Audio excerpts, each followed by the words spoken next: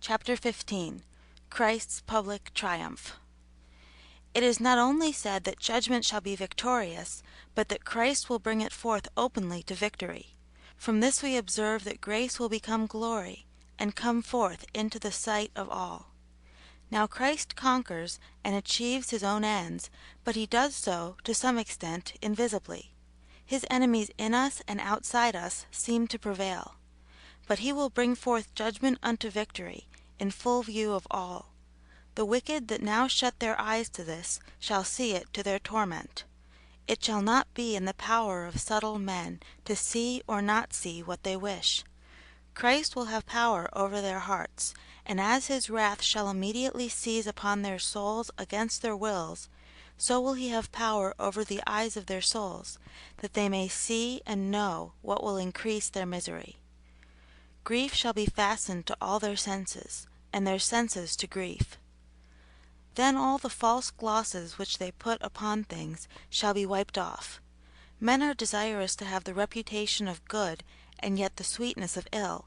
Nothing is so cordially opposed by them as that truth which lays them open to themselves and to the eyes of others, their chief care being how to deceive the world and their own consciences.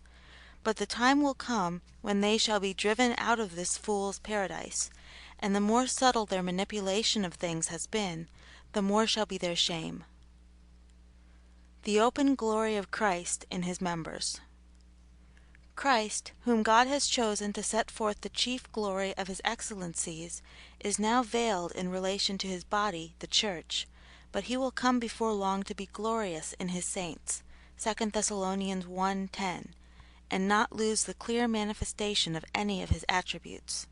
He will declare to all the world what he is, and then there shall be no glory but that of Christ and his spouse.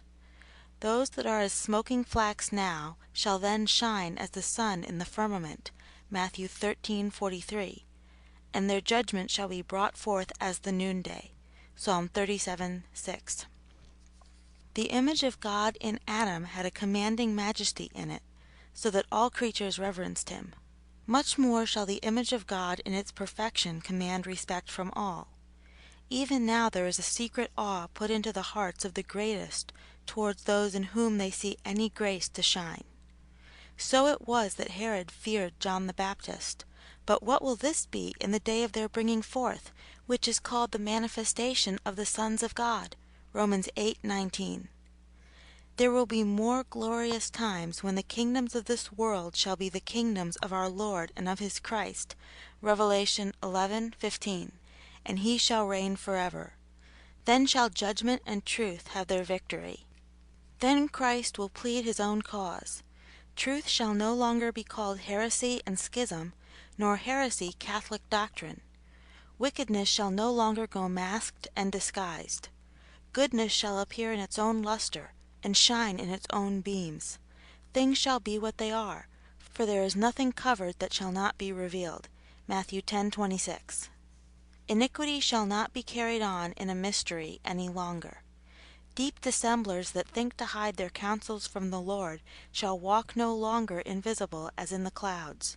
As Christ will not quench the least spark kindled by himself, so will he damp the fairest blaze of goodly appearances which are not from above. Follow sincerity and truth. If this were believed, men would make more account of sincerity, which alone will give us boldness, and not seek for covers for their shame, confidence in which, as it makes men now more presumptuous, so it will expose them hereafter to the greater shame. If judgment shall be brought forth to victory, then those that have been ruled by their own deceitful hearts and a spirit of error shall be brought forth to disgrace. The God that has joined grace and truth with honor has joined sin and shame together at last. All the wit and power of man will never be able to sever what God has coupled together. Truth and piety may be trampled on for a time, but as the two witnesses, Revelation 11:11, after they were slain, rose again, and stood upon their feet, so whatever is of God shall at length stand upon its own foundation. There shall be a resurrection, not only of bodies, but of reputations. Can we think that he that threw the angels out of heaven will suffer dust and worms' meat to run a contrary course, and to continue always so? No, as truly as Christ is King of kings and Lord of lords, Revelation 19:16, so will he dash all those pieces of earth which rise up against him as a potter's vessel. Psalm 2:9. Was there ever anyone fierce against God and prospered? Job 9:4. No, doubtless the wrath of man shall turn to Christ's praise. Psalm 76:10. What was said of Pharaoh shall be said of all heady enemies, who would rather lose their souls than their wills, that they are but raised up for Christ to get himself glory in their confusion. Let us, then, take heed that we follow not the ways of those men whose ends we shall tremble at. There is not a more fearful judgment which can befall the nature of man than to be given up to a reprobate judgment of persons and things, because it comes under a woe. Woe unto them that call evil good, and good evil. Isaiah 5:20. How will those be laden with curses another day, who abuse the judgment of others by sophistry and flattery, deceiving and being deceived? 2 Timothy 3:13. Then the complaint of our first mother Eve will be taken up, but fruitlessly. The serpent beguiled me. Genesis 3:13. Satan has deceived me in such and such. Sin has deceived me. A foolish heart has deceived me. It is one of the highest points of wisdom to consider on what grounds we venture our souls. Happy men will they be who have, by Christ's light, a right judgment of things, and suffer that judgment to prevail over their hearts. The souls of most men are drowned in their senses, and carried away with weak opinions, raised from vulgar mistakes and shadows of things. And Satan is ready to enlarge the imagination of outward good and outward ill, and make it greater than it is, and spiritual things less, presenting them through false glasses. And so men, trusting in vanity, vanquish themselves in their own apprehensions. A woeful condition, when both we and that which we highly esteem shall vanish together. And this will be, as truly as Christ's judgment shall come to victory, and in the measure that the vain heart of man has been enlarged to conceive a greater good in the things of this world than there is, by so much the soul shall be enlarged to be more aware of misery when it sees its error. This is the difference between a godly, wise man and a deluded worldling. That which the one now judges to be vain, the other shall hereafter feel to be so when it is too late.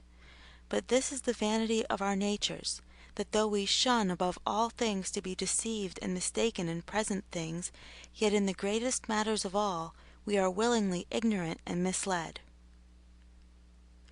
Christ alone advances this government. A further conclusion is this, that this government is set up and advanced by Christ alone. He brings judgment to victory.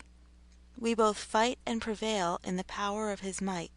Ephesians 6:10. We overcome by the Spirit, obtained by the blood of the Lamb. Revelation 12:11. It is he alone who teaches our hands to war and our fingers to fight. Psalm 144:1.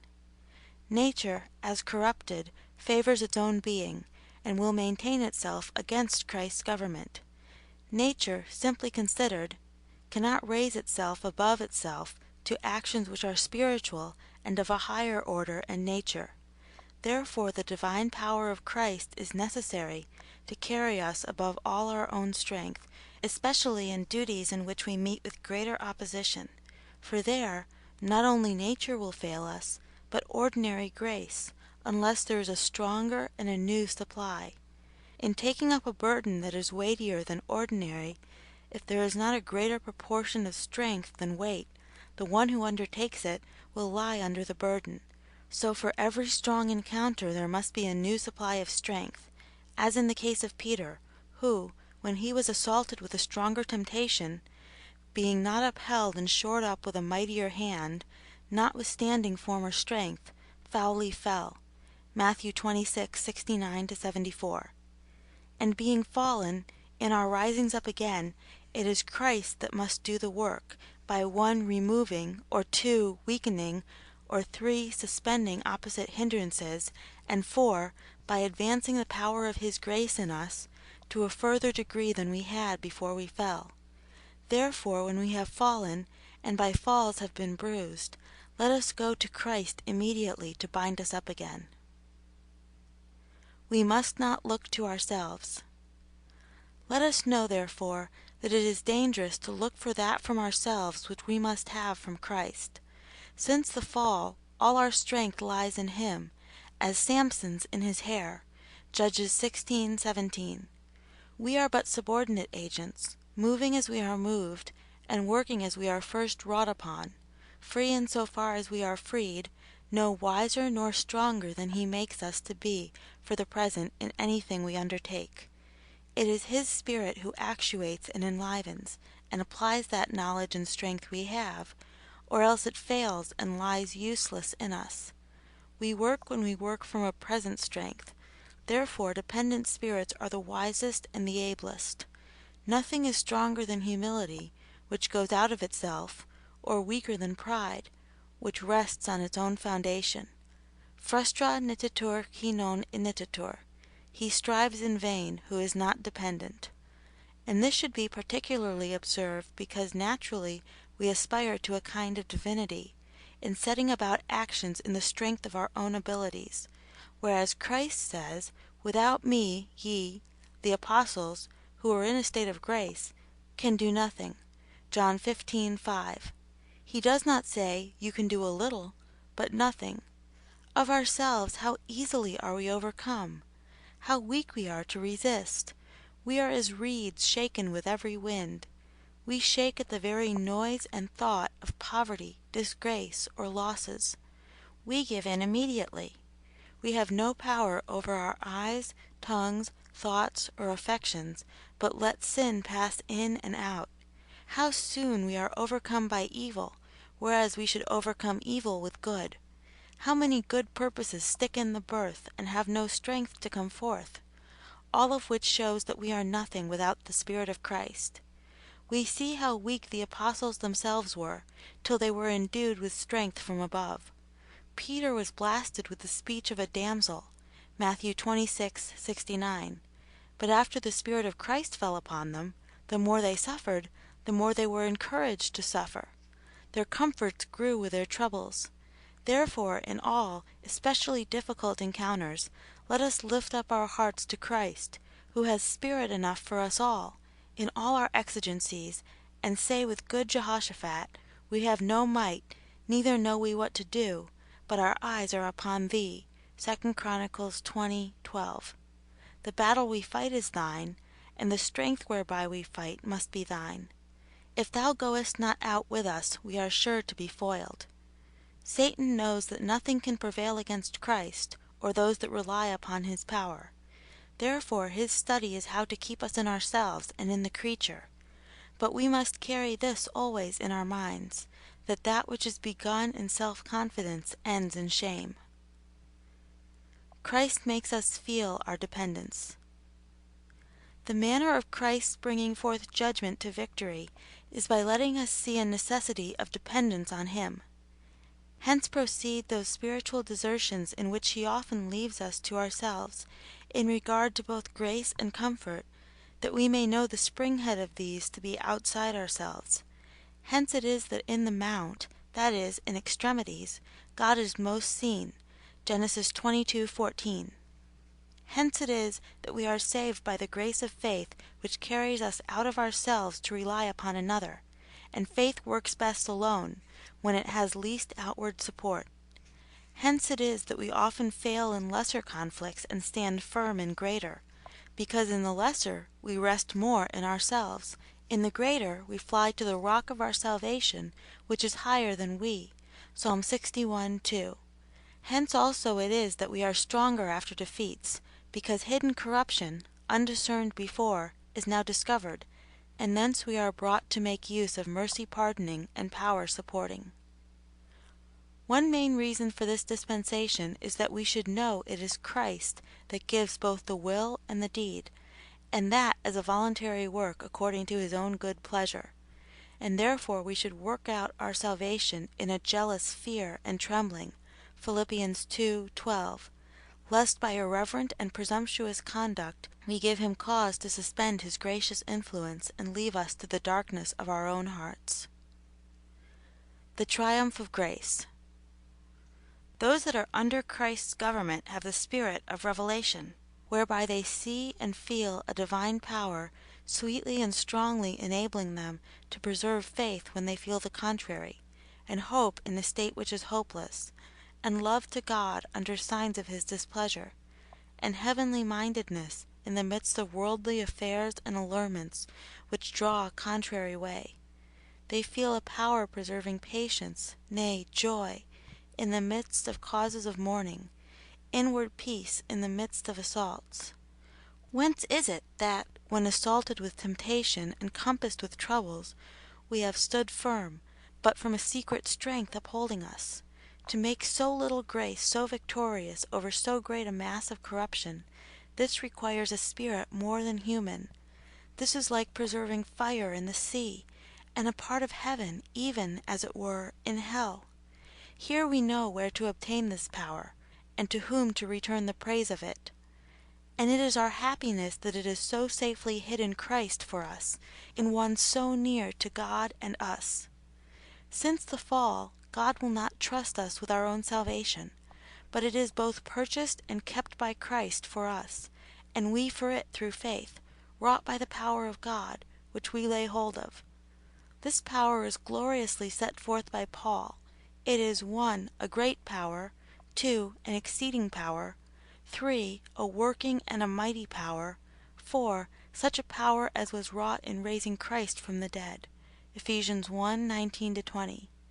That grace which is but a persuasive offer and in our power to receive or refuse is not the grace which brings us to heaven. But God's people feel a powerful work of the Spirit, not only revealing to us our misery and deliverance through Christ, but emptying us of ourselves, as being redeemed from ourselves, and infusing new life into us, and afterwards strengthening us and quickening us when we droop and hang the wing, never leaving us till the conquest is perfect. End of chapter 15.